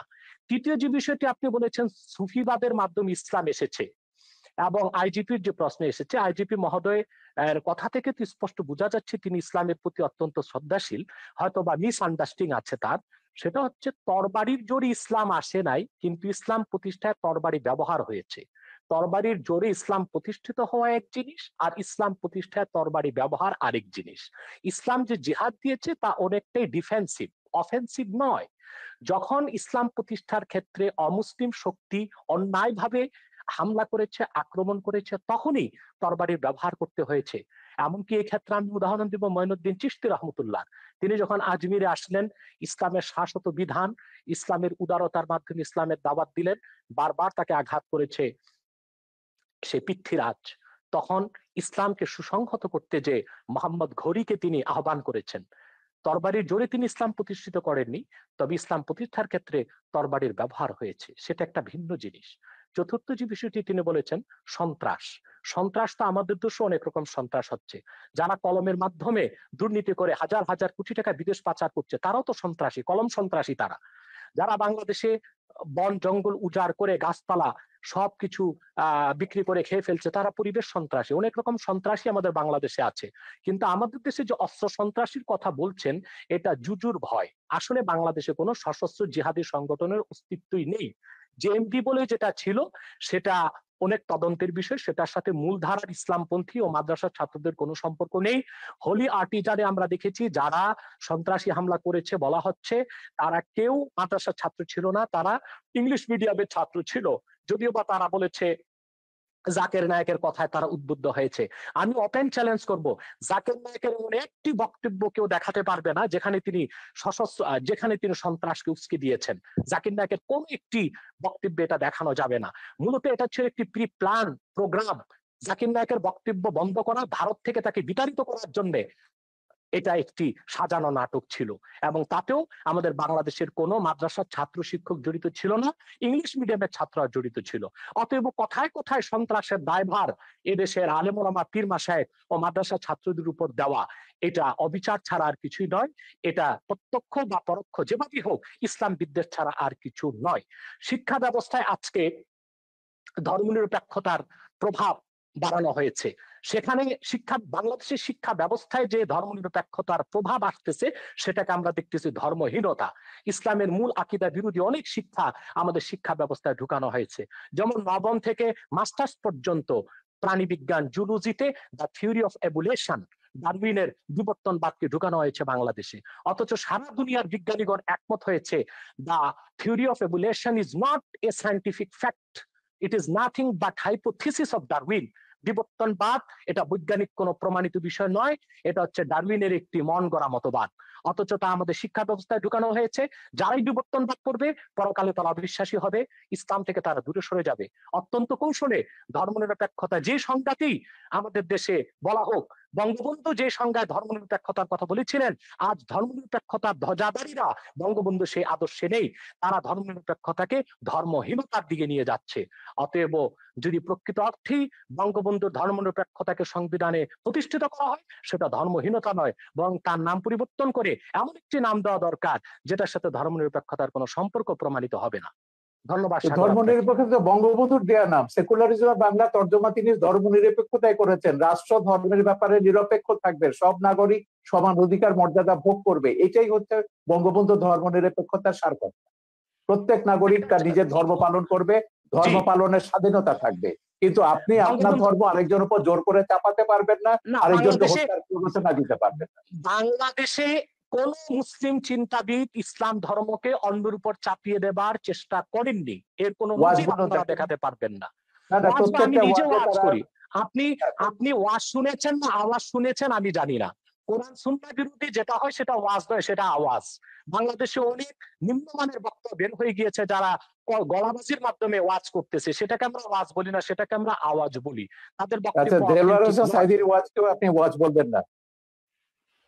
সাইদি সাহেব তো দীর্ঘদিন যাবত ময়দানে নেই, তার ওয়াজ কিন্তু ইউটিউবে আছে, তার বহু ওয়াজ ইউটিউবে আছে, আমার ছবিতেও আছে। বলুন তিনি একজন প্রকৃত ওয়াজকারী কিনা।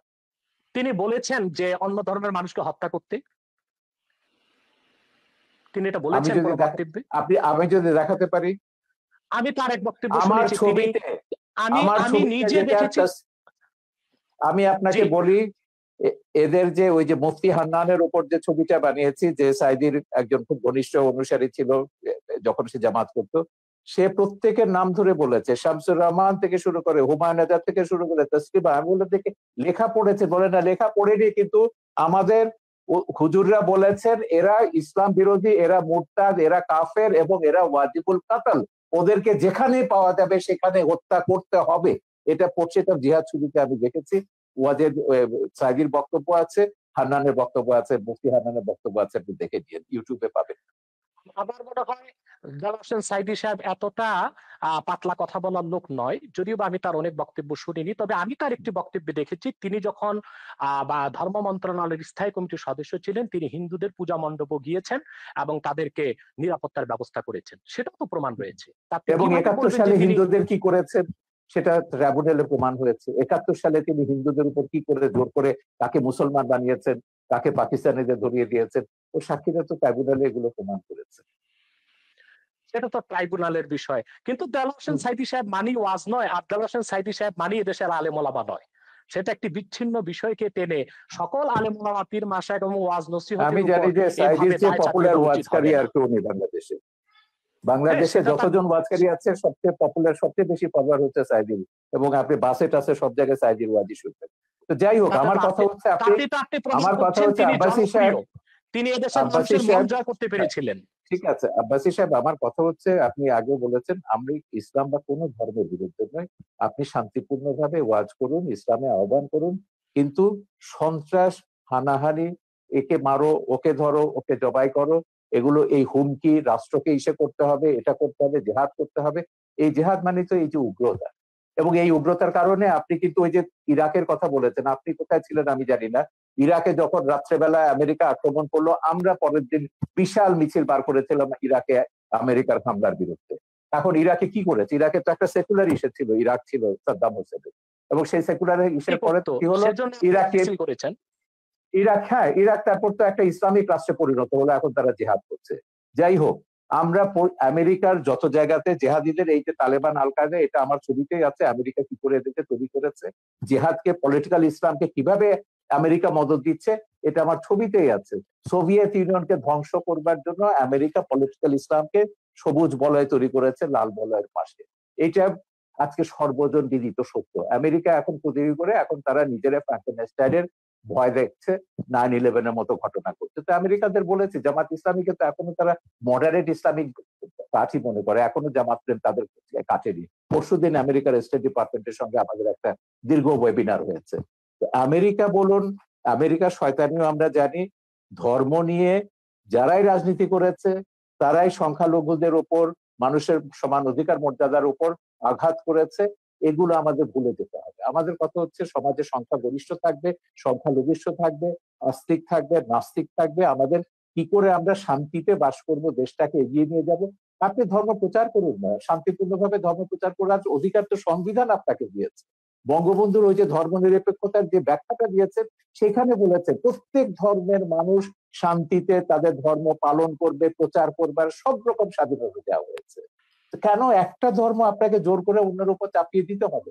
আপনি দাওয়াত দিন শান্তিপূর্ণভাবে, আমাদের কোনো অসুবিধা নেই। শান্তিতে যখন ধর্ম প্রতিপালন করার কথা তো বহু আগে, 1400 বছর আগে আমাদের মহানবী সাল্লাল্লাহু আলাইহি ওয়াসাল্লামও বলে গেছেন। আমার কাছে বলেছেন, আমি সেটাই বলছি, তো আমি সেটাই বলছি, মহানবী কেন, প্রত্যেক মহাপুরুষরাই বলেছে, কোরআনেও আছে, আল্লাহ প্রত্যেক জাতির জন্য নবী বাংলাদেশে পাঠিয়েছে। অশান্তিটা আপনি কোথায় দেখেছেন? আমি যদি বলি ওয়ার্ল্ড যখন রাজনীতির সঙ্গে ধর্ম যোগ ওয়ার্ল্ড করবে তখন কনটেক্সটে অশান্তি আসবে। উগ্রবাদের কারণ ওই যে যেটা বলেন, আব্বাসী বাংলাদেশ সাহেব যেটা অনেক বললেন, অনেক ভালো অবস্থাতে আছে। জি, আমি তো জানি সেটাকে নষ্ট করবার জন্য তো তারা গৃহযুদ্ধের হুমকি দিচ্ছে। এখন বলেছে 2013 সালের চেয়ে ভয়াবহ ঘটনা ঘটবে যদি বাংলাদেশ থেকে এসব ভাস্কর্য ভাঙা না হয়, সরিয়ে না আনা হয়। গৃহযুদ্ধের হুমকিটা কারা দিচ্ছে? কারা দেশটাকে পরাজয়ের প্রতিশোধ দিতে চাইছে 71-এ? তো আপনি 71-এর পরাজয়ের প্রতিশোধ এখন নেবেন বাংলাদেশকে বললে ওপরে আফগানিস্তান বানিয়ে, আর আমরা চুপচাপ বসে বসে দেখবো? সেজন্য আমরা সরকারকে বলেছি, না, সময় এসেছে, কঠোর ব্যবস্থা নিতে হবে, এই দেশে ধর্মের নামে কোনো সন্ত্রাস অনুমোদন করা যাবে না, সেটা যে কোনো ধর্মের নামে। জি জনাব আব্বাস সাহেব। জনাব সাগর সাহেব, উনি যে কথা বলেছেন যে আসলে ওনারা যে ধর্মনিরপেক্ষ এবং অসাম্প্রদায়িক রাষ্ট্র চান, পৃথিবীর কোন রাষ্ট্রে সেই কল্পিত ধর্মনিরপেক্ষ রাষ্ট্র বাস্তবে নেই, অসাম্প্রদায়িক রাষ্ট্র নেই। সকল এবং আপনাদের অসাম্প্রদায়িকতা খিলাফত পৃথিবীর কোথাও নেই, আছে। খেলাফত কোথাও নেই। খোলাফায়ে রাশিদিনে প্রমাণ হয়ে গেছে যে 3 জন খলিফাকে আপনারা হত্যা করেছে। শেষ করি, 3 জন আমি খলিফাকে আপনার কথা বলার সময় কথা মুসলমানরা বলি নাই, হত্যা করেছে। সেটাই বলছি, আমি সেটা বলছি সেই কল্পিত ধর্মনিরপেক্ষ রাষ্ট্র, কল্পিত অসাম্প্রদায়িক রাষ্ট্র পৃথিবীর কোথাও নেই। যদি ধর্মনিরপেক্ষতা অর্থ এটাই হয় সকল ধর্মের অধিকার রক্ষা, তো বাংলাদেশে ব্লগাররা যখন তখন ইসলাম বিরোধিতা করে, সেটা ইসলামের অধিকারকে ক্ষুণ্ণ করা হয়, তখন ধর্মনিরপেক্ষতা কোথায় থাকে? ব্লগাররা বাক স্বাধীনতার নামে আল্লাহ রসুল মোহাম্মদ সাল্লাল্লাহু আলাইহি সাল্লামের আরশচুম্বী মর্যাদার বিরুদ্ধে বক্তব্য দেয়, তখন ধর্মনিরপেক্ষতার কনসেপ্ট কোথায় থাকে? অতএব ধর্মনিরপেক্ষতা যারা বাংলাদেশে করতে চায় তাদের উদ্দেশ্য হচ্ছে ইসলামকে ঠেকানো, এছাড়া আর কিছুই নয়। দ্বিতীয়, তিনি খেলাফত রাষ্ট্রের কথা বলেছেন। খেলাফতের কথা, খেলাফত হচ্ছে কি? খেলাফত হচ্ছে তানফিজু আহকামিল্লাহি আযজা ওয়া জাল্লা, ভূপৃষ্ঠে আল্লাহর বিধানকে প্রতিষ্ঠিত করা। আমি বলবো যদিও আরবে রাজতন্ত্র প্রচলিত আছে, কিন্তু তা সম্পূর্ণ খেলাফত ভিত্তিক চলছে দেশ। সেখানে বেনামাজিকে 25 বেত বেত্রাঘাত করা হচ্ছে, সেখানে যারা চুরি করছে তাদের হস্তকর্তন হচ্ছে, যারা জেনা করছে তাদেরকে সাঙ্গে সার করছে। এটা খেলাফত। যদিও নামে তা মুলুকিয়াত বা রাজতন্ত্র, যদিও সেটা রাজতন্ত্র, কিন্তু সেখানে খেলাফত আছে এবং খেলাফতের সব সুযোগ সুবিধা আরবের লোকজন গ্রহণ করছে এবং আমরা দেখতে পাচ্ছি। সেখানে আমরা দেখতে পাচ্ছি দাম্মামে, জেদ্দাতে প্রচুর অমুসলিম খ্রিস্টান আছে, তাদেরকে আলাদা জায়গায় তাদের ধর্মকর্ম পালনেরও ব্যবস্থা দেওয়া হয়েছে। একটি খেলাফত রাষ্ট্রের সমস্ত সুযোগ সুবিধা প্রতিষ্ঠিত আছে আমরা দেখতে পাচ্ছি আরবে। অতএব দ্বিতীয় আরেকটি বিষয়, খেলাফতের অনেকগুলো ধারা আছে। পীর মুরিদির মাধ্যমে ইসলামের যে দাওয়াত পৃথিবীতে ছড়ানো হচ্ছে সেটাও খেলাফতের একটা অংশ। এবং খেলাফতের আরেকটা অংশ হচ্ছে দিনের উপর অটল অবিচল থাকা। অধিকাংশ মুসলমান দিনের উপর অটল অবিচল থেকে জীবনযাপন করছে। রাষ্ট্রীয়ভাবে খেলাফত প্রতিষ্ঠা সেটা মাত্র 100 বছর যাবৎ পৃথিবীতে নেই। 96 বছর আগে অবসান ঘটেছে। অতি দ্রুত মুসলিম রাষ্ট্রগুলো আবার খেলাফত ব্যবস্থায় ফিরে যাবে। আপনি যে তালেবানের কথা বলেছেন, তালেবান সন্ত্রাসী, সে সন্ত্রাসীদের সাথে যুক্তরাষ্ট্র কাতারে চুক্তিবদ্ধ হয়েছে। এখন তো সে আফগানিস্তান আবার খেলাফতের প্রতি ধাবিত হচ্ছে। পৃথিবীর সুপার পাওয়ার আমেরিকা, অন্যান্য খ্রিস্টান রাষ্ট্রগুলো তা তো থামাতে পারলো না। ব্যর্থতা কি পুঁজিবাদের নয়? পৃথিবীব্যাপী সন্ত্রাসকে উস্কে দিচ্ছে পুঁজিবাদ, আর সেটার একমাত্র উদ্দেশ্য হচ্ছে ইসলামের রাজনৈতিক উত্থানকে ঠেকানো ছাড়া আর কিছু নয়। আর আমি অনুরোধ করব বাংলাদেশের বুদ্ধিজীবী সমাজকে, ইসলামকে বিভিন্ন নামে আপনারা অভিহিত করবেন না। রেডিক্যাল ইসলাম, মডারেট ইসলাম, এই নামগুলো ইসলামের ক্ষেত্রে আপনি প্রযোজ্য তো নয়। বলছেন ইসলাম মওদুদির একটি। আকীদাকে আপনারা ইসলাম বিরোধী মনে করেন। মওদুদির হ্যাঁ, সেজন্য অনুসারীদেরকে সেটাকে আপনি ইসলাম বলবেন মুসলমান, কেন? সেটাকে ইসলাম বলবেন কেন? ইসলাম তো সেটাই ওইটাই তো যেটা আমি আল্লাহ বলছি। দিয়েছেন, আপনি সেটা তো সেটাই। মওদুদিকে আপনি নাম আপনি দিবেন কেন? আপনি সেটাকে নাম দেওয়া জামাতকে যাবে না। মুসলমান বলবেন না, ইসলাম আপনি ইসলাম জামাতকে ইসলামের। মুসলমান বলবেন না, জামাতও আপনাকে মুসলমান মনে করে না। এই বিরোধটার মীমাংসা রাষ্ট্র কেন নেবে? আপনাদের এই না বিরোধের না মীমাংসায় না আমি কেন যাব? না না, আমি এটা রাষ্ট্র বলছি এখানে না যেতে তাদেরকে পারে না। মুসলমান মনে করি না, এটা বলা হচ্ছে না, কিন্তু তারা যে ইসলামের ব্যাখ্যা দিবে সেটাই ইসলাম, এটা আমি স্বীকার করব না। না না, এটা ইসলাম তো হাফেজি সেটাই হুজুর যেটা থেকে শুরু আল্লাহ করে, দিয়েছেন। এই ইসলাম হাফেজি তো হুজুর সেটাই থেকে যেটা শুরু আল্লাহ করে দিয়েছেন। 72টা ওলামায়ে কেরাম তারা বলেছেন মওদুদির অনুসারীদের পেছনে নামাজ পড়া হারাম। এগুলো ফতোয়া আমরা দেখেছি, মওদুদির বিরুদ্ধে ফতোয়া দেখেছি, মওদুদির পক্ষেও দেখেছি। এই বিতর্কে রাষ্ট্রকে জড়াবেন না, এটা আলেমরা নিজেরা নিজেদের মধ্যে ফয়সালা করুন। জি, আমরা এই বিতর্কটা রাষ্ট্রের মধ্যে আনতে চাই। আমরা অনুষ্ঠানের প্রায় শেষ প্রান্তে চলে এসেছি। শুধুমাত্র শেষ করতে হবে, আমার যেতে হবে সকল ভাই। 1 সেকেন্ডে 1 শুধু ঘন্টার প্রোগ্রাম আপনার। মন্তব্য করবেন জনাব এনায়েতুল্লাহ আব্বাসী, যে ভাস্কর্য বিতর্কে অনেকটাই আপনারা পিছিয়েছেন। অনেকে মনে করছেন আপনাদের হয়তো কিছুটা প্রাপ্তি যোগ হয়েছে। সেক্ষেত্রে এই পিছিয়ে আসাটাকে ধর্ম অনুভূতির মলাটে শুধুই প্রাপ্তি আর স্বার্থের রাজনীতি কিনা? চমৎকার প্রশ্ন করেছেন। আপনার উত্তরটি আমি দিচ্ছি। প্রথমে বলছি যে আমরা আহ, ইসলামের ব্যাখ্যা কোনো ব্যক্তি থেকে নিব না। আমরা ইসলামের ব্যাখ্যা নিব কোরআন থেকে, হাদিস থেকে এবং ইম্মায়ে মুজতাহিদিন থেকে, সালফে সালিহিন থেকে। অন্য কোনো ব্যক্তি বা অন্য কোনো ব্যক্তির কোনো ব্যাখ্যা আমরা যদি কোরআন সুন্নাহ মোতাবেক হয় সেটা গ্রহণ করব, নতুবা সেটা পরিত্যাজ্য। যে কথাটি বলছেন আপনি ভাস্কর্যের ব্যাপারে, যে ভাস্কর্যের ব্যাপারে আমার আন্দোলনটা ছিল অরাজনৈতিক, বিরুদ্ধে। আর অনেকে করেছেন রাজনৈতিক ভাবে, পথে ঘাটে আপনি তারা করেছেন আন্দোলন বলতে কাকে করেছেন। বোঝাচ্ছেন? যে যারা হেফাজতের নেতৃবৃন্দ বা অন্য যারা করেছেন, তারা যেহেতু রাজনৈতিক দল তাদের, সেজন্য তারা রাজনৈতিক ভাবে করেছেন। আর অরাজনৈতিক ভাবে আমরা আমাদের অবস্থান থেকে ভাস্কর্যের ব্যাপারে ইসলামের সুস্পষ্ট ব্যাখ্যা তুলে ধরেছি, যে ভাস্কর্য মিশরে আছে, তুরস্কে আছে, এগুলো কোনো দলিল নয়। কোরআন সুন্নাহ মোতাবেক ভাস্কর্য ইসলামে নিষিদ্ধ। অতএব রাষ্ট্রীয় পৃষ্ঠপোষকতায় তা যদি হয় তাহলে বৃহত্তর মুসলমানদের অনুভূতিতে আঘাত লাগবে। বাকি যারা রাজনৈতিক ভাবে একটু নমনীয়তা অবলম্বন একই করছেন, একই কথা আমি বলেছেন বাবুনগরী, এরা মামুনুল হকরা কিন্তু একই কথা বলেছেন আপনি যেটা বলছেন।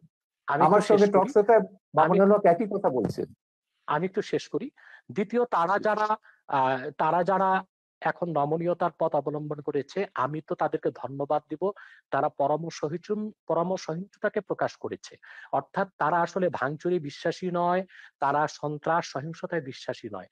তারা রাজনৈতিক ভাষা, আন্দোলনের ভাষায় সরকারকে মেসেজ দিয়েছে যে দেশের অধিক সংখ্যক মুসলমান ভাস্কর্যকে চায় না, অতএব ভাস্কর্য না করা হোক, এটা মুসলমানদের অনুভূতির প্রতি শ্রদ্ধা দেখানো হোক।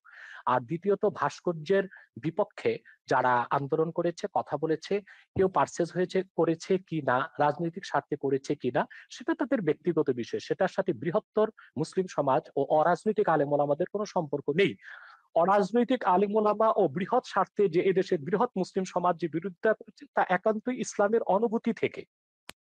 দ্বিতীয়ত, যারা নমনীয়তা এখন অবলম্বন করছে, আমি তো শুনতে পেরেছি যে স্বরাষ্ট্রমন্ত্রী মহোদয়ের সাথে তারা সাক্ষাৎ করেছেন এবং স্বরাষ্ট্রমন্ত্রী মহোদয় তাদেরকে আশ্বাস দিয়েছেন যে অনতিবিলম্বেই সরকার আলেম ওলামার সাথে বসবেন এবং সুন্দর একটি সুরাহা বের করার চেষ্টা করবেন। যদি রাষ্ট্রের পক্ষ থেকে এই ধরনের আশ্বাস দেওয়া হয়, সেখানে তো আর আন্দোলন করে মাঠ গরম করার কোনো প্রয়োজন নেই। অতএব ওলামায়ে কেরাম যারা এখন শীতলতা অবলম্বন করেছেন, আমি মনে করি তারা প্রজ্ঞার পরিচয় দিয়েছেন।